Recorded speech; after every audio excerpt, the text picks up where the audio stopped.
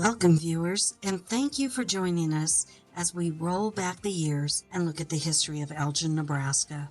We'll be looking at its founding, the different people and businesses who put their blood, sweat, and tears into creating this community we call home. You wouldn't know it to look at many regions of our state today, but Nebraska was once part of the Great American Desert. It was described in 1820 by one Major Stephen Long as wholly unfit for cultivation and, of course, uninhabitable by a people depending upon agriculture for their subsistence. It took the Homestead Act of 1862 to bring settlers from numerous states, including Wisconsin, Illinois, and Iowa, to name a few, to Nebraska, looking for a chance to own land and build a new life on our Great Plains. With a minimal filing fee and 5 years of continuous residency, a settler would receive 160 acres. And so the people came. Soddies were the home of choice for the early rural settlers. Trees were fairly plentiful in the area, especially near the creeks and Elkhorn River. Where needed, sod was incorporated into the buildings and, in some instances, was the primary building material.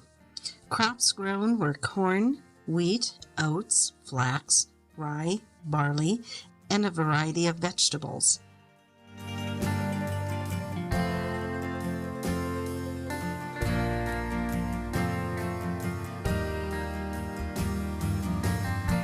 In 1883, settler William Eggleston decided that southern Antelope County needed its own post office.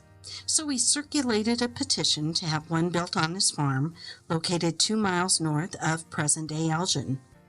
Now, he thought Eggleston would be the perfect name for that post office. Fortunately, postal authorities thought the name was just too long, and they gave Oakdale postmaster Gene Gailey the task of naming our community. History books have it that Gailey opened a postal guidebook and blindly placed his finger on the name Elgin, Illinois. As quick as that, Elgin had its name.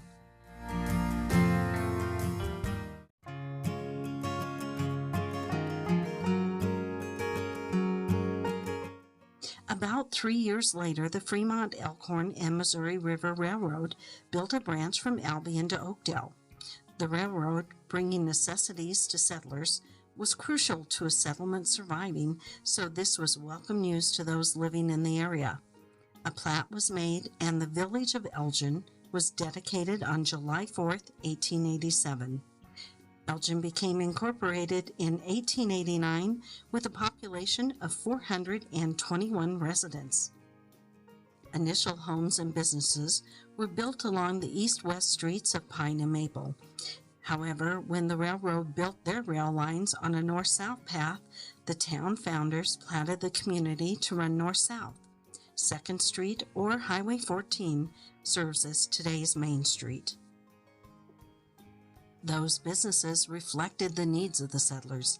Some of the first businesses were Dr. W.A. Peterson's drugstore, L.A. Young's General Store, W.M. Ingleston's Post Office, and George Graves' Lumberyard. As innovation and time changed what the residents needed over the years, so have the businesses changed. Today, Elgin has a number of businesses who cater to and support the community. An example of what has changed the most over the years is where Elgin once had a number of grocery stores and banks, we now have one of each. Fortunately, Elgin continues to be fairly self-sufficient.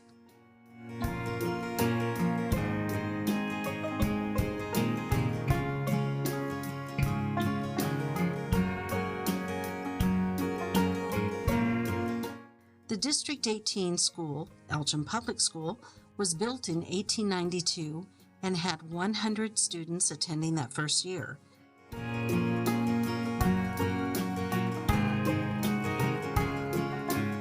St. Boniface Catholic School was opened in 1904, with Pope John XXIII Central Catholic High School opening in 1967, and St. Boniface continuing on as an elementary school.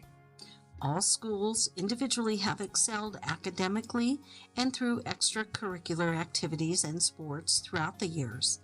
The decision for the two high schools to form a sports co-op in 2010 as the Wolfpack has continued our tradition of excelling in sporting activities.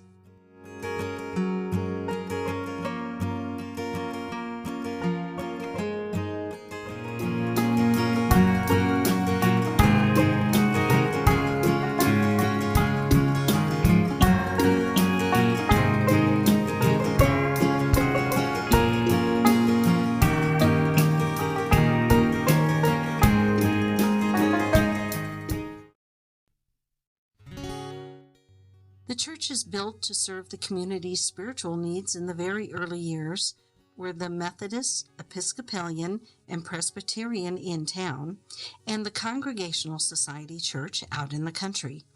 Today we are served by St. Boniface Catholic, Elgin United Methodist, Trinity Lutheran, and Park Congregational UCC churches.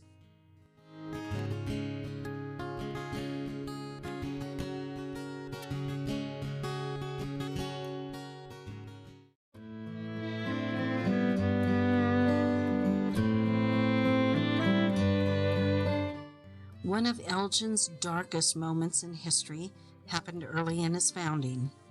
According to writings from the Oakdale Pen and Plow, the Elgin Review, the Old West Periodical, and a few more, on June 19, 1889, Nick Foley, a day worker and farmhand in the area who had a reported weakness for drink, a love for carrying and displaying firearms, reading trashy novels, and Jesse James literature, chose to act upon a rejection of his affection. He was pursuing a young Effie Riggs who was staying with her sister, Ada Clark, and family. The day before, Ada's husband, Pomeroy, had a heated argument with an angry Foley and ordered him to leave the farm and never return. In the early morning hours of the 19th, after drinking at Petersburg and in the middle of a storm fitting of the deed about to unfold, he returned to the Clark home with his revolver and the intent to kill Pomeroy and Effie. He injured Pomeroy first, then shot Ada as she peeked through a window, killing her instantly. Out of ammunition, he fled to be captured later in the Burwell area. Deputy Dan Beckwith brought Foley back to the area, trying to evade a mob that he heard had formed, and eventually they holed up at A.H. Palmer's home, several miles east of present-day Elgin. Around 9 a.m., an estimated mob of 200 men heard where Foley was and descended upon the home. Approximately 4 men entered the home. They left the house a short time later with Foley in tow. A bridge spanning a ravine was nearby, and the mob took Foley there, where he reportedly confessed to the killing, and according to reports and local folklore, he stepped off the bridge and dropped to his death. The following was written by former Elgin girl Dorothy Knott Switzer. June 18, 1889, rode home with Nick Foley. He paid me with the money he owed me. Said the next time I heard of him, it would be the devilishest doings yet. June 20th, Jim Welsh came over just after daylight and woke me up. He said Nick Foley had shot Mr. and Mrs. Clark, that Mrs. Clark was dead, and that Nick had stole Mr. Clark's best horse and rode away in the storm. June 22nd, I walked over to the bridge south of Palmer's this morning. There was Nick Foley, with his hat on the side of his head, a beautiful pair of bracelets on his wrists, and a rope around his neck. I came home.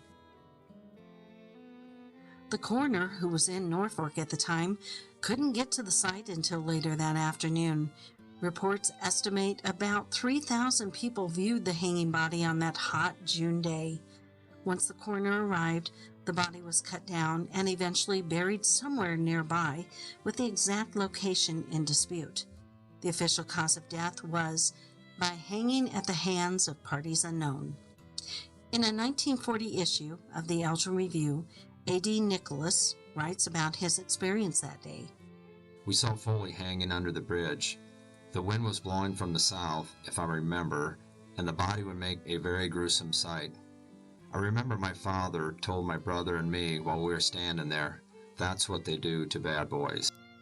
All that remains today at the site of the infamous bridge are the abutments on both sides of the deep ravine and faint ruts showing where the long ago abandoned road used to be.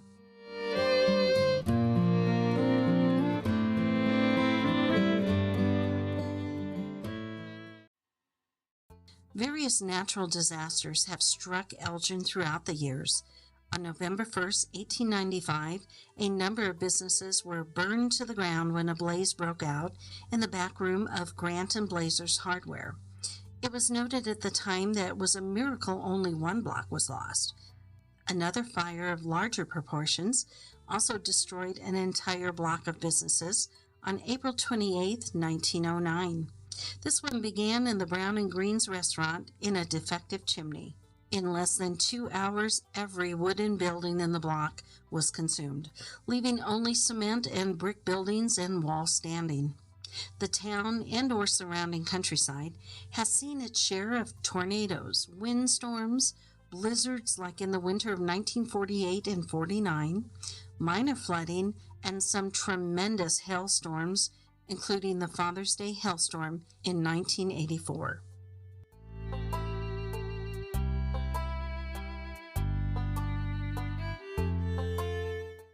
The people of Elgin. Boy, has Elgin had characters. So many we dare not try to list them individually, knowing someone would get missed. But let's give you 2 examples of residents who were so well known beyond Elgin's boundaries that they are still talked about today. One's ties to Elgin began in the early 1930s. F. Valdemar, Val, Peterson served as the Elgin Public School superintendent, then the newspaper publisher, an Army officer during World War II, the governor of the state of Nebraska, and the U.S. ambassador to Sweden and Finland. The second resident moved to Elgin from Denmark in 1922 to join a brother and sister who lived in Elgin.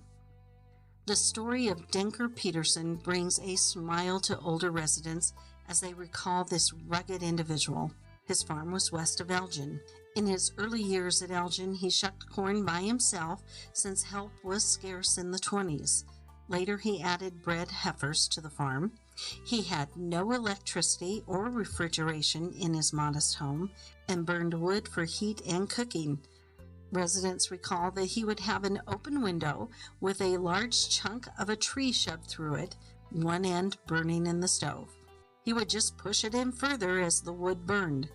Meat was stored for several days down in a cool, brick-lined well. While fiercely independent, Denker eventually had to move to the Neligh nursing home in 1984. 2 Elgin residents who saw no limitations to what they could accomplish and epitomized the Elgin spirit.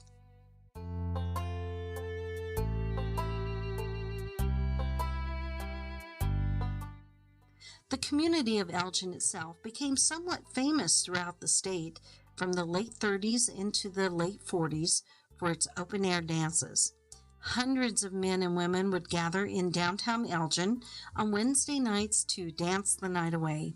They came from miles away to hear many popular bands at that time.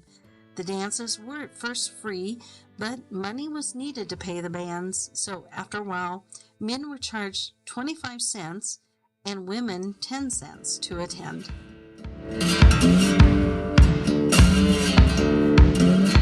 You can't talk about Elgin without mentioning vetch.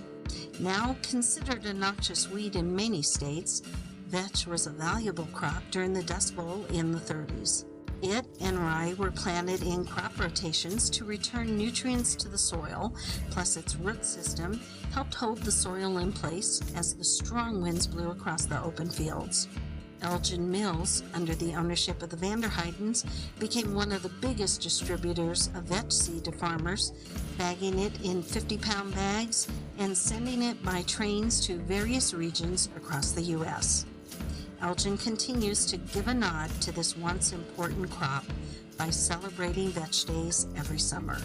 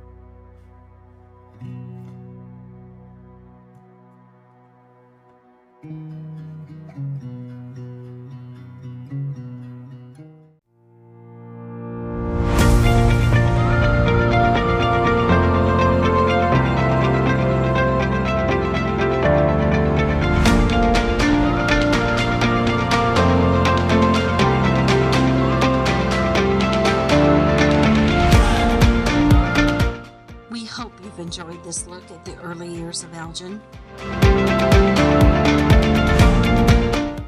We have a proud past and are looking forward to what the future holds for this great community we call home.